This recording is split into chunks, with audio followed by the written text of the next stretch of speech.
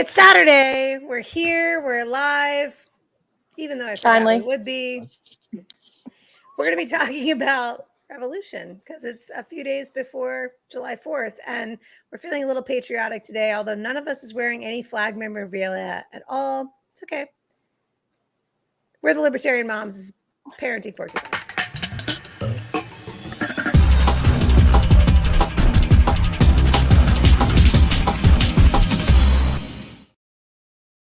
I forgot. I totally forgot. It's been an interesting week. So we went on vacation, like a mini vacation to Savannah with some friends that we haven't seen for a while. And then tomorrow, we got home yesterday, and then tomorrow we leave to go to Arkansas. So I've been fully like sort of brain obsessed with like getting the dirty clothes in, getting the clean clothes out. We had the radio show this morning. Like I've been fully occupied by that. And also, by the way, and I don't know if anybody cares, but I'm writing a vampire novel, and I have been it's been deconstructed, and I've really been struggling with it. And this morning I had a breakthrough, and I spent like 3 hours working on the vampire novel, and I feel really good about that. But what all of that did was put me in a whirlwind of, I forgot about parenting porcupines. So Jessica texted me and was like, hey, let's do a show. I mean, we are doing a show. I mean, let's do a show. And I was like, oh, I forgot. And here we are. So Saturday night, it's close to 8:30, a little closer to 9. and it's give or take porcupines, give or take. And tonight's episode is going to be about revolution. And we started this conversation around revolution in terms of, that's not the right one. That's not the right. Let me edit that. We started this conversation around revolution for the purpose of getting ready for the July 4th holiday. So let's start with that. Do you have plans for the July 4th holiday? What are you doing? Are you traveling? Like, are there fireworks in your future? It's Saturday night. Nobody's watching us. They're all watching Saturday night fireworks because all of a sudden 4th of July became like Halloween, where it was more convenient to do it on a Saturday than on its actual day. And every fireworks thing in my town is happening tonight instead of like on actual 4th of July. So I'll stop monologuing. Melissa, what's happening in your house, in your neighborhood? Are you guys doing fireworks tonight? Nope. We're doing nothing. We're hanging out in the backyard at the pool. That's it. I hate going to fireworks displays. I don't like crowds, and I don't like parking, and it stresses me out, and I can't do it. We watch them on TV. We turn off the lights, get the kids glow sticks, and we watch on TV. We have done that for the past few years too. And as I hear you do New Year's Eve too, so I think about like how sad it is, and I'm like, yeah, but that's us too. We also have a tendency to watch it at home on TV, although we don't do the glow sticks. So Holly's been suffering. Your kids have been lucky. Go to the dollar store. Yeah. Do you guys have fireworks tonight, or is it going to be on actual Tuesday? I don't know what we're going to do on Tuesday. We're at the beach, so we might find some fireworks to watch. It's usually pretty crowded, for those types of things. And we all know how I do in crowds. So I don't know what we'll do. We're going to spend the day on Monday with some friends on the May River. So we're excited about that. That should be fun. Pretty much it. That's all we got planned for now. So we're flying to Arkansas to be with my dad. This will be the first 4th of July I've been with my dad since I can't remember. Like it's probably been college, maybe before college. So 20 years plus since I've been with my dad on 4th of July, which is like, as I'm saying it out loud, I'm sort of shocked by it because it's his favorite holiday. It's mine too.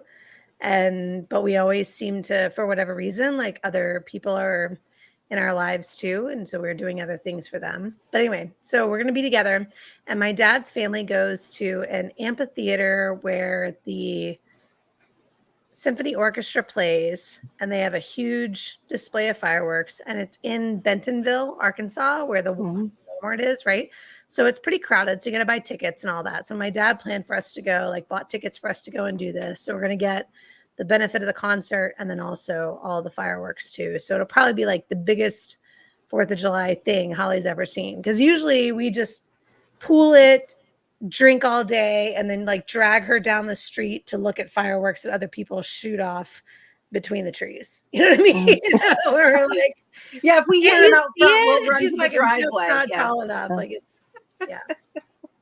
But the first 4th of July, and she'll never remember this, but the first 4th of July, Holly was born on June 5th. And on 4th of July that year, my grandparents came to my mom's house. My sister and her ex-husband came down. Like we were all at my mom's house, and Kristen and Charlie, my sister and my husband, bought a whole bunch of fireworks because we're in South Carolina, and they set them off in the middle of the street. And like all the neighbors came out, and like I sat there holding the 1-month-old Holly, watching these fireworks go out. And that was probably like the most memorable 4th of July I've ever had because my Nana and Papa were there. It was like my Nana getting to hold Holly for the first time, her great grandbaby for the first time ever. So like, yeah. So there's a little bit of that like nostalgia piece. Like we try to make some memories. Mm-hmm. It really ends up being like Jess said, like it's a crowd, it's a pain in the ass, and like we don't plan to the very last minute. And then we get there, we're like, this didn't work out the way we wanted it to. And then you're just like, why wasn't this great? I don't know. Because I didn't pay $1,000 to do it. That's why it's not great. All right. But that's not what we're going to talk about tonight. Tonight's topic is revolution. Ta-da. Revolution, because we're right above July 4th. And it starts with a conversation around France. So things that are happening in France right now. There was a teenager killed by a police officer, the video of which apparently is quite gruesome. I haven't seen it, but the video of which is available has been socialized all over the social media channels. And France has erupted into protests and riots and things being set on fire. And it's not about basketball games or championships. It's about the injustice of their political system, their justice system, their policing system. And so France is having these massive riots right now. And my daughter said to me, well, Mom, some of the comments that are being made are like, well, things like this happen in the United States all the time. Why doesn't the US have more riots? And while I wouldn't encourage that we should have more riots, I would say, in fact, we do have our fair share of riots. And if you go back to 2020 and the George Floyd killings and the Black Lives Matter protests, we had quite a few organized civil disobedience kind of experiments that were happening at the time where people were saying this is unacceptable, we're not going to put up with this. It simply didn't result in like the burning of things, right, necessarily. And we could maybe go down a rabbit hole around like Portland and all that kind of stuff. But rather than getting there, I would just say that my response to Holly was, we're talking about France. And the difference between France and us is when we had a revolution, we then just sort of peaceably went about our business after we won, and built a government and built the most prosperous democratic republic in the history of the world, including capitalism and finance and justice and law and those kinds of things. And France cut off a bunch of people's heads. So clearly the temperament in France around revolution had a lot more to do with a lot of repression, suppression, oppression, and revenge. And ours was a little bit maybe more tempered. I don't know. But at the end of the day, we're not the people that burn couches, unless you're in Kentucky, related to things that are sort of unreasonable. I don't remember, Melissa, you keep saying it like you keep looking like you don't remember when Kentucky won the national championship and burned the burn the couches. Oh no. See, I don't pay any attention to college sports. Yeah. I don't know what that was. Twice I made references to the same riots, and she's like, I don't know what that's all about. It's Kentucky winning the national championship. Anyway, so all that to say, like, if things are bad, right? When things get really bad, revolution happens. We're not quite there yet. Jess, what do you think? So this concept of revolution, this idea, like we've had enough is enough. We're going to rise up against our oppressors. Why hasn't the US gone to revolution yet? I think that we've become pretty dependent on our systems. And that's what we were talking about when we were preparing for the show, that we trust that our systems are going to check and balance each other, that the branches of government are going to keep each other in check, that the media is going to keep our branches of government in check. But I think we're starting to see, though, that those things aren't happening. And I think that the American people are starting to become a little bit more wise to it. It seems, recently at least. Do you agree with that, Melissa? Like, we're American people to a one are waking up to the fact that maybe our systems can't be trusted to check each other and themselves? Yes.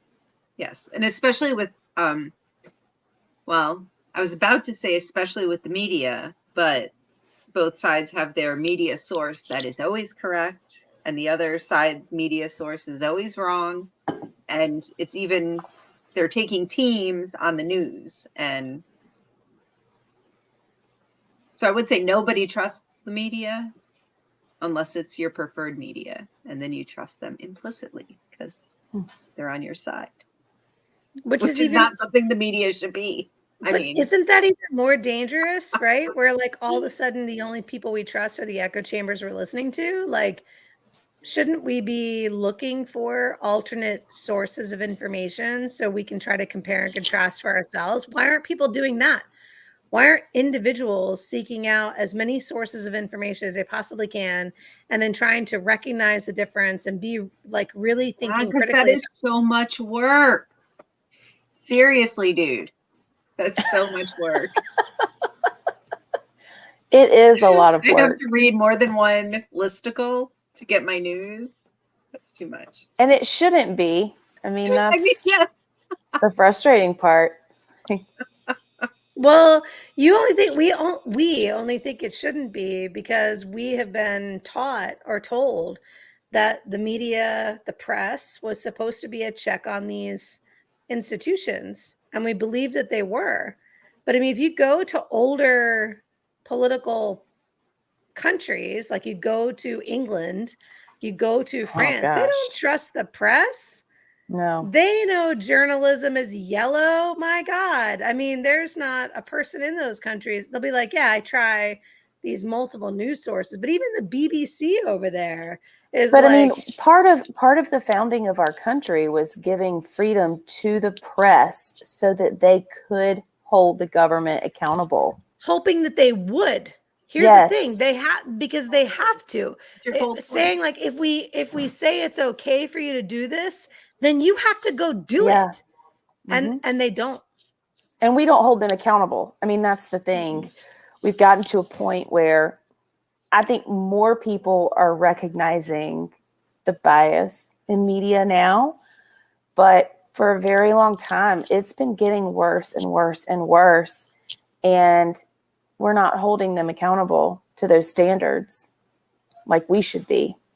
And I agree with you as far as like holding them to standards, but I also think we're not doing our part, right? Like Yeah. if we're not questioning them, we're not sending them letters to the editor, we're not turning them off when we know what they're saying are lies, we're not canceling them when they're being clearly on the wrong side of things, right? Like so there's a ton of examples from both sides, right? Like so you don't have to bring up, hey, it's about the Hunter Biden laptop, or hey, it's about Hillary Clinton's, private server with her emails out. Like you don't have to go to either one of these extremes and be like, here's where the press ignored really important stories.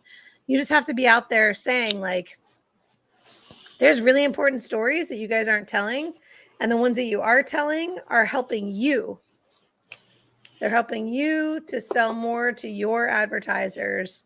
And you're not worried at all about informing the public. Your civic duty to inform the public has been lost in your search for profit.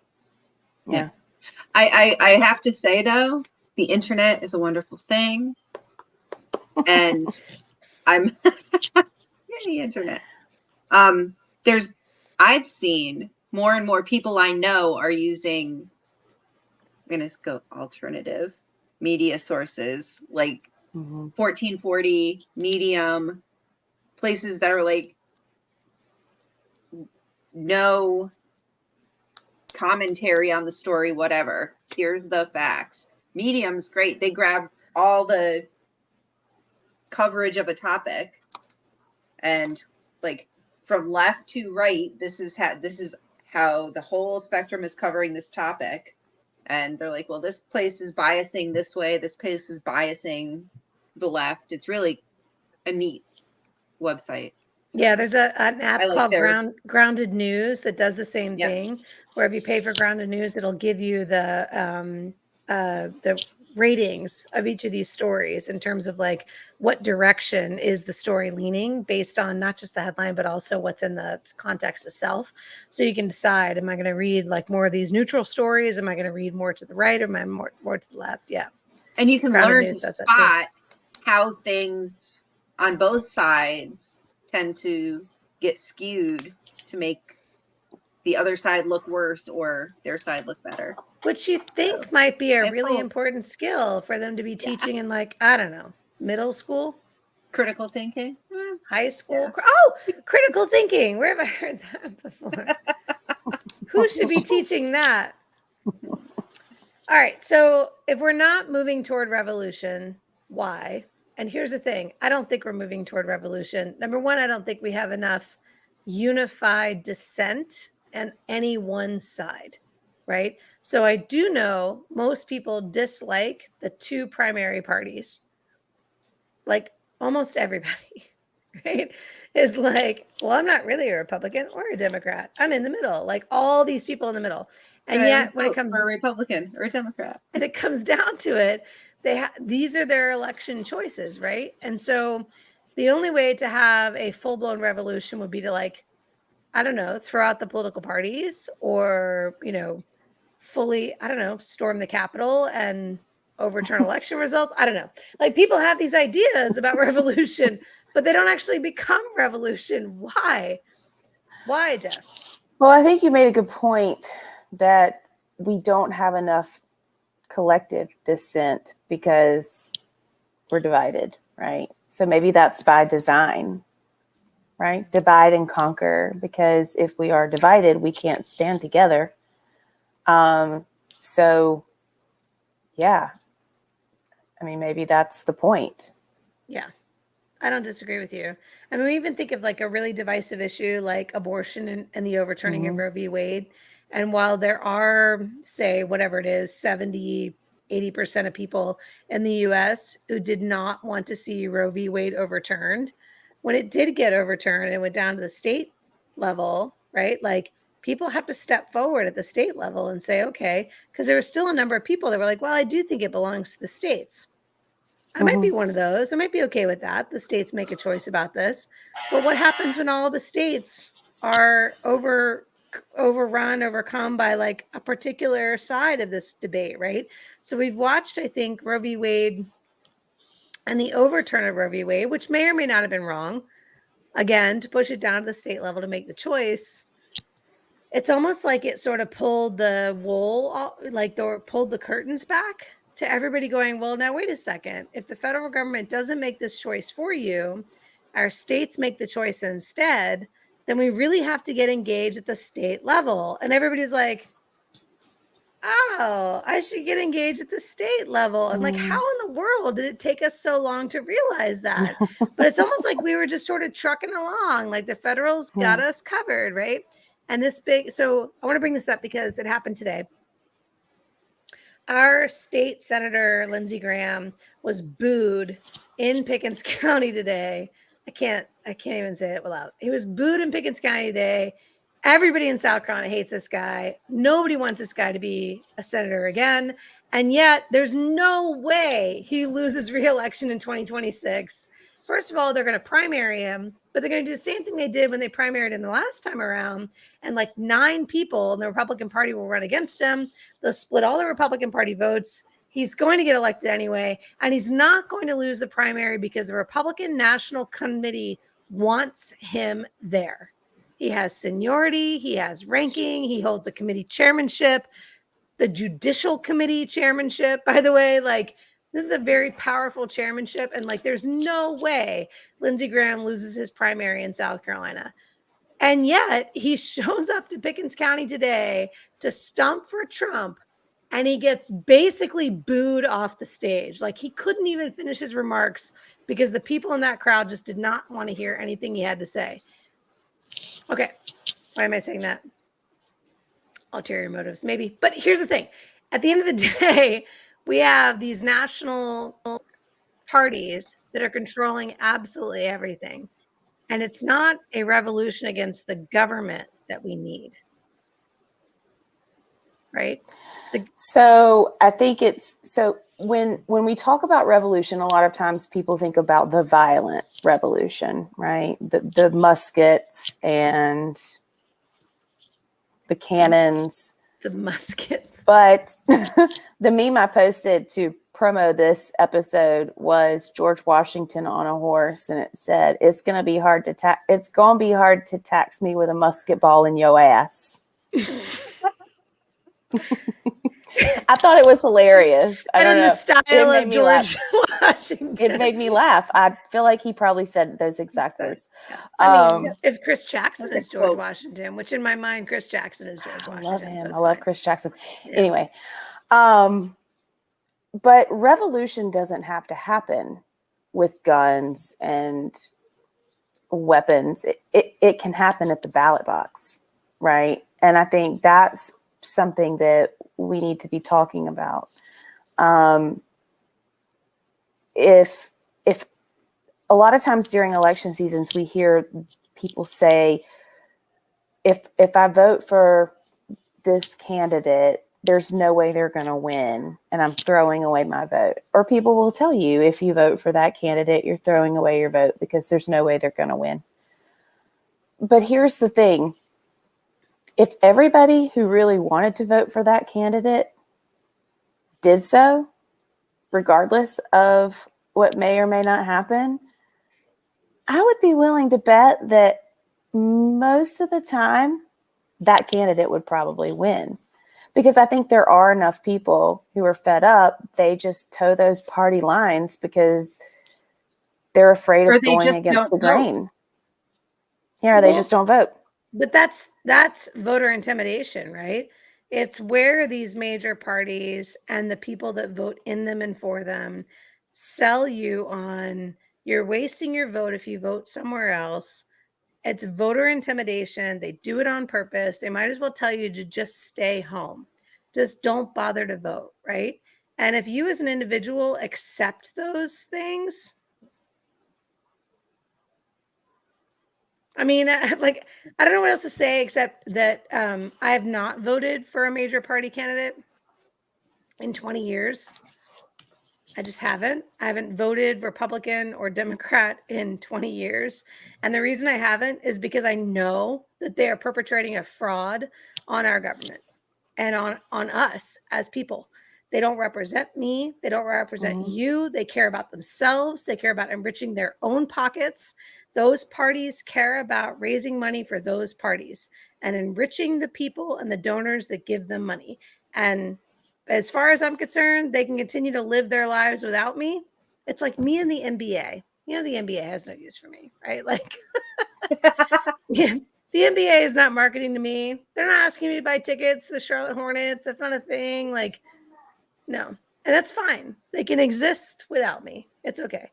And I will exist without the NBA. And that's okay too.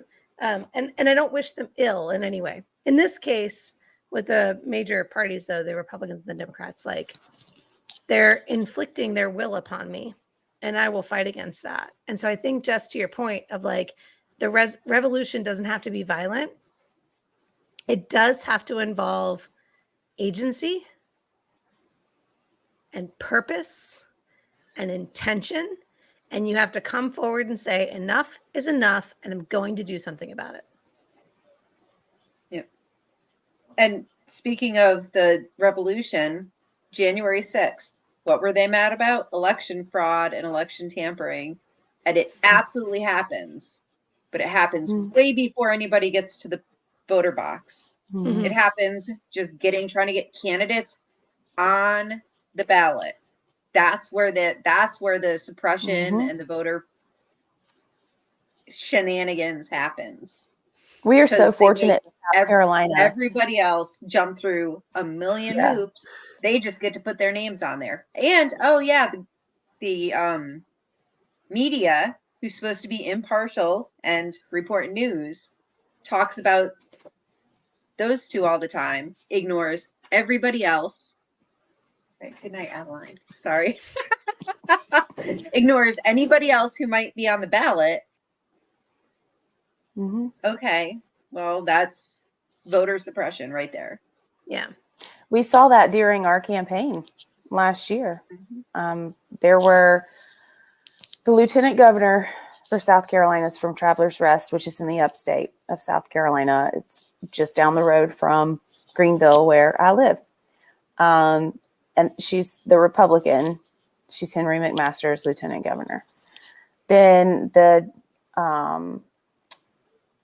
Joe Cunningham was the Democrat candidate for governor. And when he was trying to decide who he wanted to put on his ticket with him, he was entertaining a lady from Greenville as well. And the Post and Courier, which is one of our biggest publications in South Carolina, wrote this article that was, all about how he was considering someone from Greenville, a woman from Greenville, and just talked about her at length. I was never mentioned at all. And I had already received my party's nomination. She was just being considered. I had already received the nomination. I was already on the ticket. And our lieutenant governor also wasn't mentioned. And I felt really, I was upset that I was overlooked, because it's not fair to the people that they're not given all of the information. But also I thought they missed a really big opportunity, because there were 3 women from Greenville, from that area, who were, probably going to be lieutenant governor candidates. And anyway, so we all reached out to the editor and to Post and Courier, to the writer of the article, and they edited it. And there was a blurb, just a small blurb, that I was on the ticket, lieutenant governor with Bruce Reeves. And they spelled my name wrong. Yeah, it's shoddy workmanship, is what it is. Yeah. But that goes to show that they don't care. Nope. It's where their advertising comes from too, right? So a good bit of that is where their advertising comes from.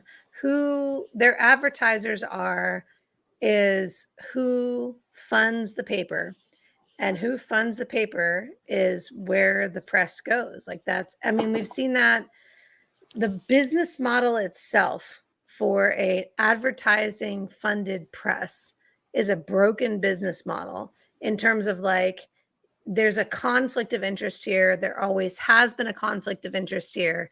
And it's only become more apparent in the last 10 years as we started to see, to Melissa's point, the internet, independent media stepping forward and saying hey, because I'm not paid by these advertisers, I can talk about how vaccines cause autism. I can talk about how the CIA has spooks in China. I can talk about how all these random crazy ass shit that's coming out, and 90% of it we're like, what, cuckoo pants? And then it becomes 80% of it cuckoo pants, and then we're 70% of it they're like, no, wait a minute, pants. now I have to rethink everything. So we went through that kind of yellow journalism phase of which is what the British media went through when they sent their people to Africa, and reporters were filing reports. This is a true story. If you ever read Graham Greene, Graham Greene is used to be, I don't know if he's even still alive anymore, but he was a reporter during the British imperial rule. And he would go to Africa and he would file these reports of crazy stuff happening in Africa. And they were mostly not true, right? But it was just like he was on the payroll and he had to send a report back. And so he just like wrote something and sent it back. And they were all drinking and boozing and doing opium in Africa. And so like this is where the term yellow journalism comes from, which is basically like just like sending whatever you had to send to get paid. Like it was like the end of the story. So the British media, they become very cynical about their media. They don't trust the media to be telling the truth. Well, in the US, we didn't have that, right? Like in the US for generations, we thought Walter Cronkite and Tom Brokaw were doing really good investigative journalism. I mean, we look at Watergate as this like pinnacle of, man, you can't get away with bullshit because there's always going to be some kind of Woodward and Bernstein who are going to call you to the floor, right? And yet for the last 10 years, I would say, maybe even 20, maybe even since 9/11, we haven't had that same kind of faith because things started to look squirrely. Like 9/11 didn't look quite right, but we weren't sure what was wrong with it. And then the people that were reporting on it sounded crazy pants. Right? And then you get like 5 years along, 10 years along, like the Afghan war. It's like this doesn't look perfect or right, except, and then I don't know if you guys saw what's the control room? There's a documentary filmed by an Egyptian documentary crew about the room during the invasion of Iraq, where you're watching the information officers for the U.S. military over a period of time recognize that the stuff they're being given to feed to the media is total bullshit. And the guy that led that, he was the main character for that whole thing, the main sort of, he was an actor, he was a real guy. It's Jeffrey Rushing. And he was on The Daily Show with Jon Stewart. And he wrote a book called Mission Al Jazeera. And he said the Gulf War, and this is like the Persian Gulf War II, post 9/11, George W. Bush in charge. He goes, the Gulf War is an orchestrated wag the dog kind of bullshit conflict. And like the Marine Corps discharged him, and Al Jazeera hired him to be their new US correspondent. And like there was this whole sort of news kerfuffle happening. And all of this is going on in like, we had just moved to Easley. So it would have been like 2003, 2004 timeframe. I mean, we're talking 20 years ago where you had alternative media saying your government is doing things you think only other governments do. And for 20 years, we've been living in that world. So now the sources, Melissa, to your point, that are coming out and saying things like, this doesn't look right, we're all like, tell us more. Like, not so skeptical. Maybe we believe you, John F. Kennedy Jr. Maybe we believe you, Joe Rogan. Like maybe these people who would have been crazy pants 20 years ago were like, we might believe you now. Because after 2 decades of this, the potential of we've been manipulated all this time, we're starting to get, sorry, I'm monologuing. It's never a good show when Casey just monologues. I'm sorry. Okay, so. No, we've learned a valuable lesson. Don't trust your government. No. The Mission Al Jazeera book is a really good book. We don't know anything about revolution, but don't trust your government. Seriously.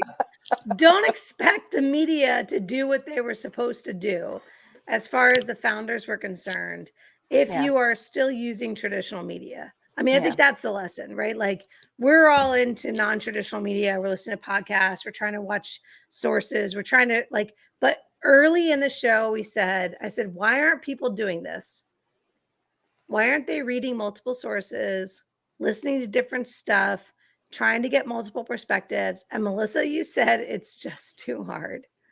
I know that was a very flippant answer, but I mean, seriously, I've got 3 kids. I've got bedtime. I've got to get to work. I've got to make dinner. My house is a mess. Who has the time or the mental capacity to fact check everything they hear? But here's the thing, I think nobody's going to that's tell you the truth. oh yeah. No, I There's know no that. such thing. There is no capital T truth. It's all coming from an angle. It's all for a purpose. It all has intentions behind it. And you've got to be the person that says, I'm willing to listen to multiple sides and try to find the capital T truth. Or you can simply go, I'll live in my echo chamber and do what the Libertarian Party tells me to do. As long as they're listening to us, it'll be fine. Don't listen to those other guys. Jess, what do you think? Can we get to revolution where we are right now? Should we go to revolution? Should we be banging the drums and telling people get out there and overturn this shit? Well, I mean, I think there are different types of revolution. And yeah, I do. I think we should.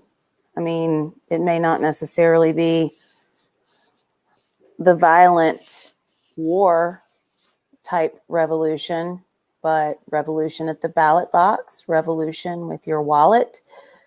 Run for office. Run for All the office. offices. Yeah, All run the for office. Join the committees. Yeah, I Do mean, just something. take any action. But, you know, I mean, and this is that nonviolent revolution, you know, and to this point, I think when we think about nonviolent revolution, we think about the peaceful protests of Martin Luther King, right? We think of Rosa Parks, who just simply refused to sit at the back of the bus because she was told to.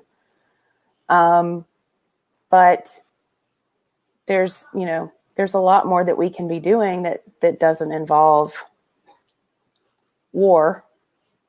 Because I think a lot of times people, when they think of revolution, that's where their mind immediately goes. But it doesn't have to be bloody and full of death and gore. It can be as simple as everybody showing up on election day. Or everybody refusing to pay their taxes. Everybody refusing to pay their taxes. Everybody running for office. Yeah, y'all. Okay, so Charleston County, I had to look up and see what it was called because I shared this with my Charleston people, has a weed and trash abatement hearing board.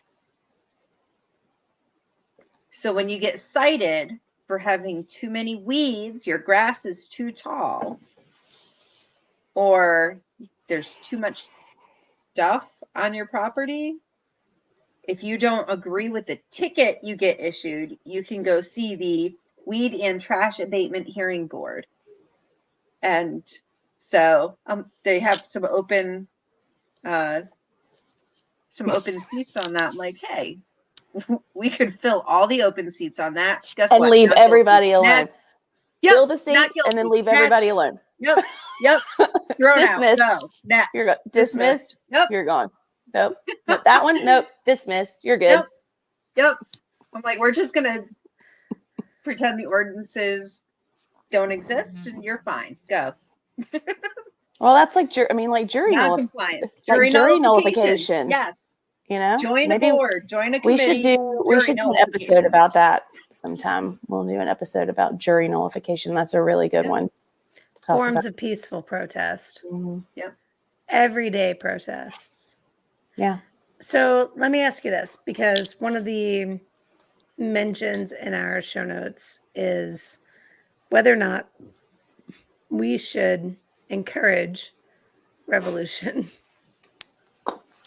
Are we willing to engage in a complete overthrow of the system for the possibility of something better? And I want to ask this question because we have been engaged by a group called the Convention of States.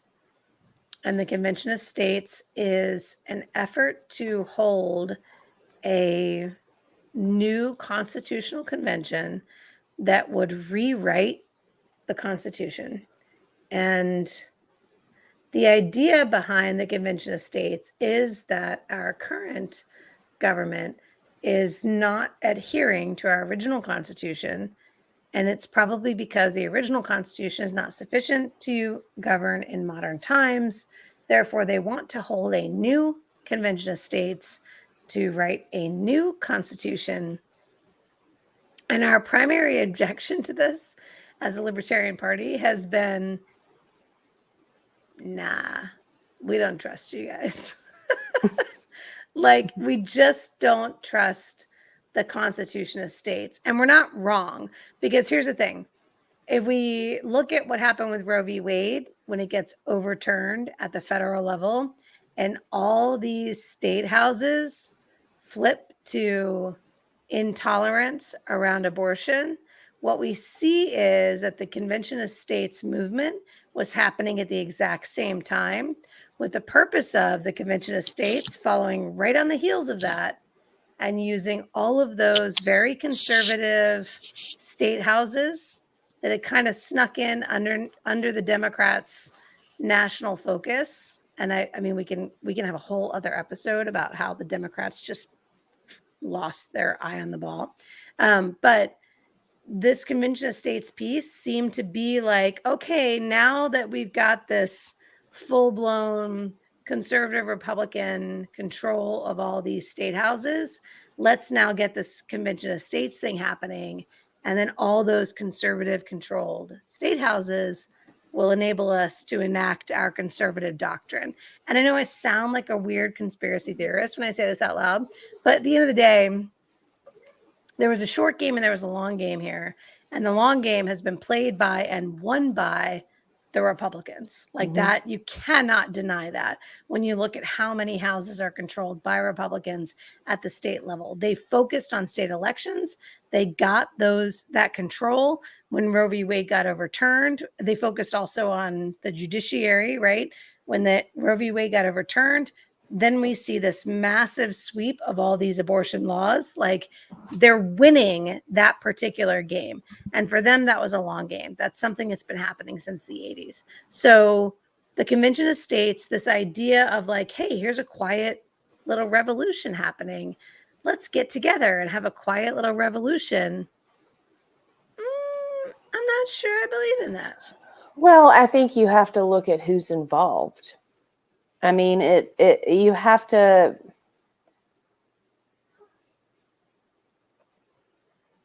Trying to figure out how I want to say this. I wasn't prepared to talk about this. Sorry. No, that's okay. I think in a group like that, you don't have to join the revolution just for the sake of joining a revolution, right? A lot of us, I think, looked at that initiative and the people who were involved with it and had our reservations based solely on the people who were involved with it. So I guess I say all of that to say that you don't have to join a revolution just to join a revolution, you know? You're such a politician. I'm really so not. great. I'm not so like beautifully vague, but you're not wrong. And let me because I want to get to what I think you're saying. And if I'm wrong, tell me I'm wrong, but we're unhappy. People feel oppressed. They feel like their government is not working for them. It's working against them. And there's this idea out there that could fix that. And you go, I want to be a part of an idea that would fix that. And then you go, but that's the wrong idea. Yeah. Like, I think the Convention of States is probably a good idea, but I think it has to be diverse. I think that the people involved in it, I think there has to be representation of all people and not just a certain group of people.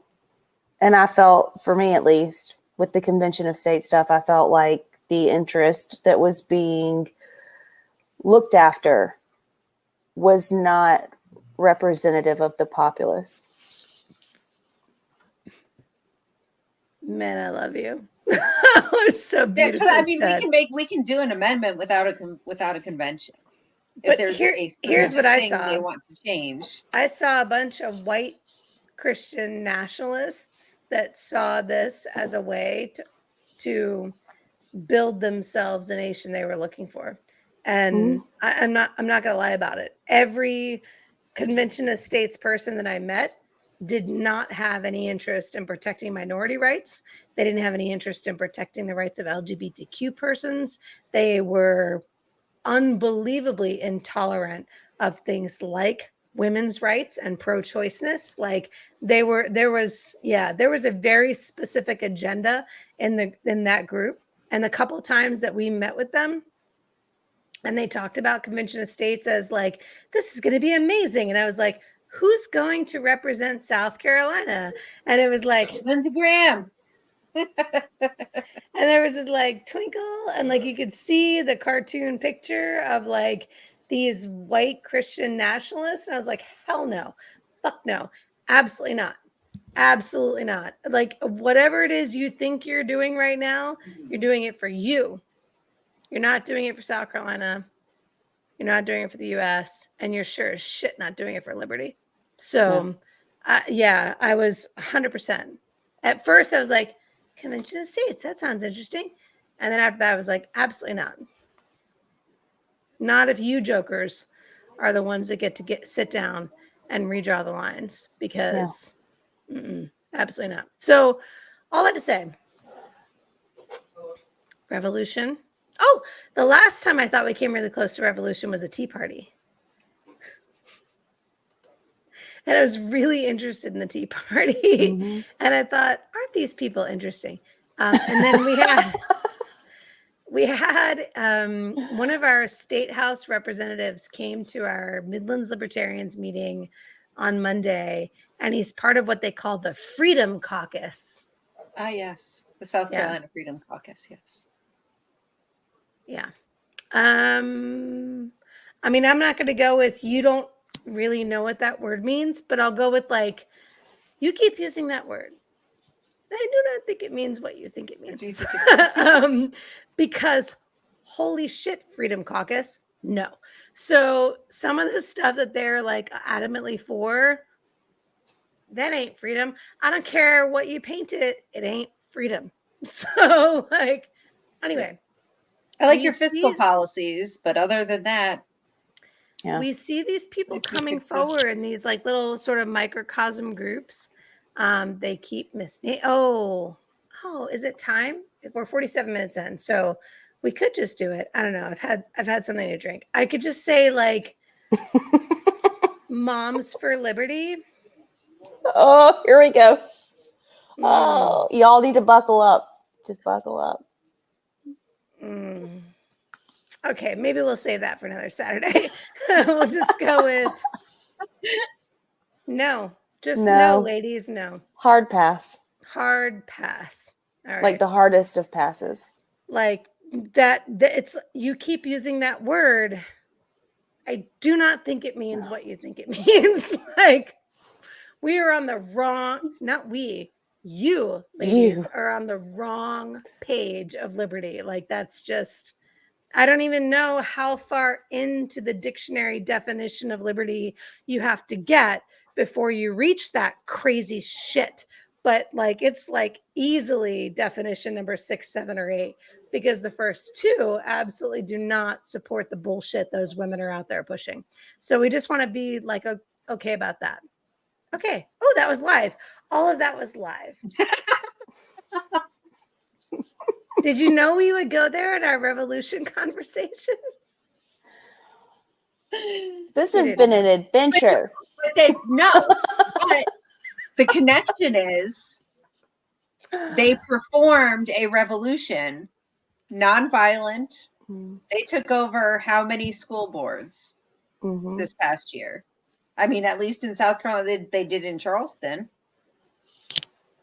So, you know, that's a nonviolent revolution. You pick a thing, you get it, you change it, you make no mistake. We are coming for you. We're coming for you. Because holy cow, have they got the wrong fucking message out there. All right, so this has been Libertarian Moms. We're parenting porcupines. Ladies, next time, send the reminder more than 2 minutes before we're supposed to go on the air. And perhaps I'll remember. And and not go online live and call out those Everybody. moms for, well, yeah. I mean, everybody. let's Pretty just, much been why everybody. not? Why not? Let's just start some beef. We need some good beef. We need.